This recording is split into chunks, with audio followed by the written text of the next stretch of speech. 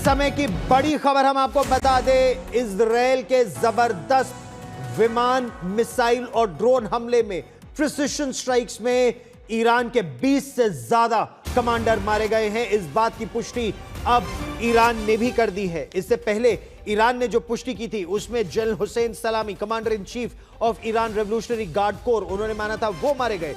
Major general Mohammad Bagheri, chief of staff Iran की सेना के कमांडर, लेकिन अब उन्होंने माना है कि उनकी एयरफोर्स और एरोस्पेस फोर्स के कमांडर मारे गए हैं। International atomic energy agency IAEA ने इस बात की पुष्टि कर दी है कि ईरान के परमाणु ठिकानों पर जबरदस्त वार हुआ है।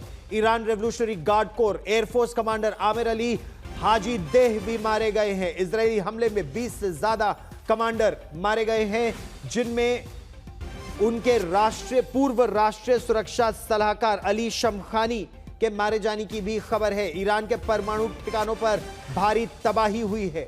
एयरफोर्स कमांडर आमिर अली हाजी देह, उनके मारे जाने की भी पुष्टि अब ईरान ने कर दी है। 20 से ज्यादा कमांडर मारे जाए, इसका मतलब है कि उनकी मिलिट्री लीडरशिप को डिग्रेड कर दिया है, पूरी तरह से कमजोर कर दिया है। अब नए कमांडर अगर आएंगे भी तो उनको काफी समय लगेगा। तो गाजा के बाद अब ईरान ने युद्ध का एक नया मोर्चा खुल गया है। वैसे तो इजरायल ने यह पलटवार 7 अक्टूबर 2023 को हुए नरसंहार से जुड़ी जंग में ही कर दिया था, लेकिन ईरान पर यह जो ताजा हमला है, इसके पीछे सिर्फ इजरायल की वो बदले की नीति या फिर उसके परमाणु हथियार को रोकने की नीति नहीं है। वो वार अक्टूबर में भी हो चुका है। इसके पीछे अमेरिका की रणनीति भी है, क्योंकि एक तरफ अमेरिका ईरान से परमाणु डील पर बात कर रहा है और दूसरी तरफ अटैक को सपोर्ट कर रहा है। सीधे तौर पर धमकी अब डोनाल्ड ट्रंप ने दे दी है, या तो डील पर हस्ताक्षर करो या अगला वार और भी ज्यादा भयानक होगा।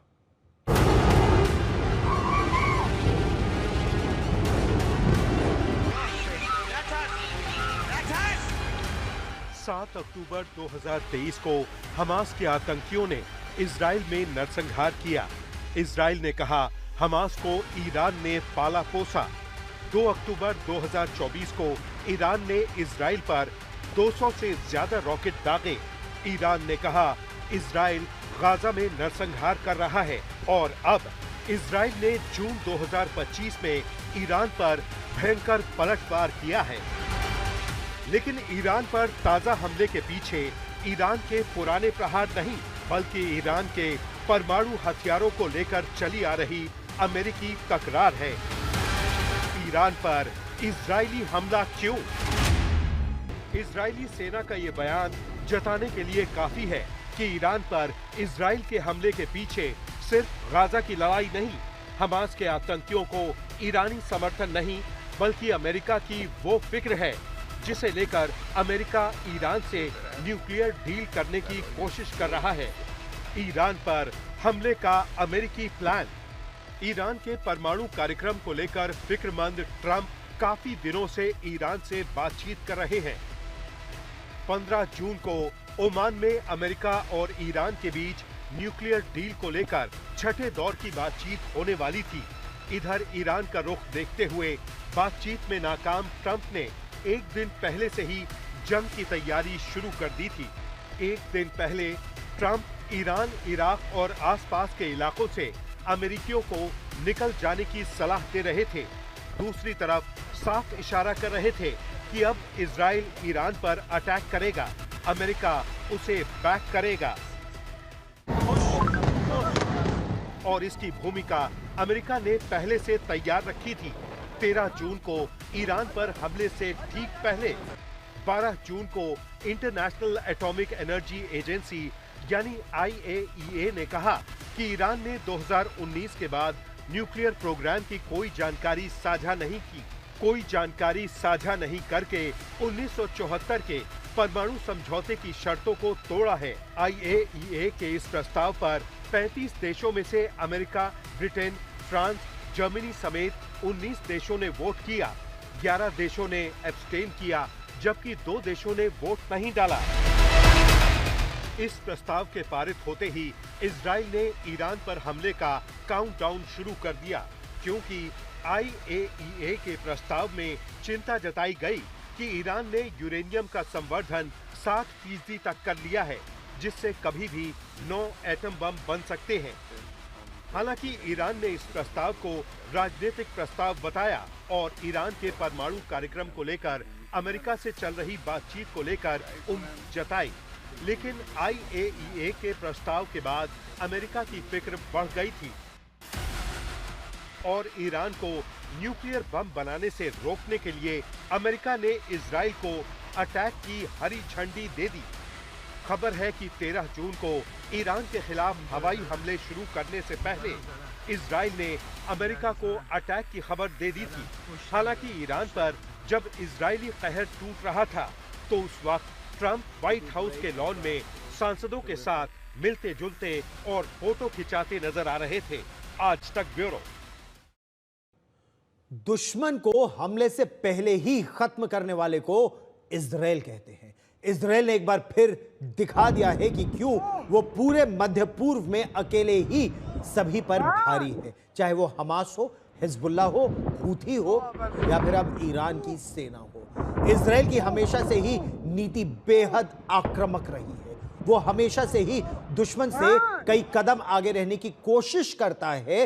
हालांकि 7 अक्टूबर को ऐसा नहीं हुआ, लेकिन इस बार ईरान पर उसने हमला करके दिखा दिया है कि उसने 7 अक्टूबर को जो गलती हुई, जो चूक हुई, उससे कुछ सबक लिया है। इजराइल ने आज ईरान के परमाणु ठिकानों को तबाह कर दिया, जिसमें नतान्स का उसका मुख्य संवर्धन केंद्र शामिल है। इससे तेहरान भड़का हुआ है। उसकी वजह यह भी है कि इजराइल ने ईरान की सेना को बहुत बड़ा झटका दिया है। दरअसल इजराइल ने एक झटके में ईरान के commander in chief, Iran revolutionary guard corps के commander in chief general Hossein Salami को खत्म कर दिया।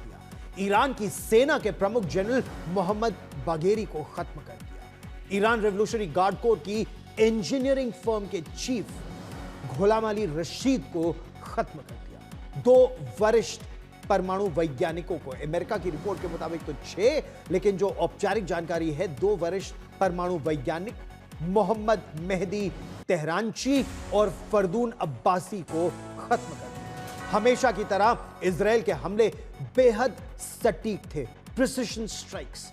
इस वार से ईरान बेहद गुस्से में भी है, सदमे में भी है। उसकी तरफ से इजराइल पर बड़े हमले की चेतावनी दी गई है। यह भी कहा गया है कि ये जो ड्रोन हमले हैं, ये तो केवल शुरुआत है।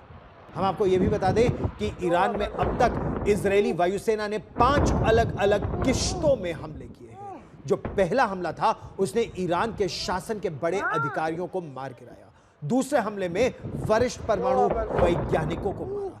तेहरान में, या तेहरान से करीब 250 किलोमीटर दक्षिण में जो नटान्स का परमाणु केंद्र है, संवर्धन केंद्र, यूरेनियम इनरिचमेंट प्लांट, सतह से हवा में मार करने वाली मिसाइल प्रणालियों पर भी हमला किया और उन्हें ध्वस्त कर दिया। जो चौथा वार था वो पश्चिमी ईरान में सतह से हवा में मार करने वाली मिसाइलों, बैलिस्टिक मिसाइलों पर हमले की लहर के रूप में किया। न केवल लॉन्चर्स को बल्कि मिसाइल बनाने वाली फैक्ट्रियों को और मिसाइल के ट्रांसपोर्टेशन करने वाली गाड़ियों को एक लहर में ध्वस्त कर दिया।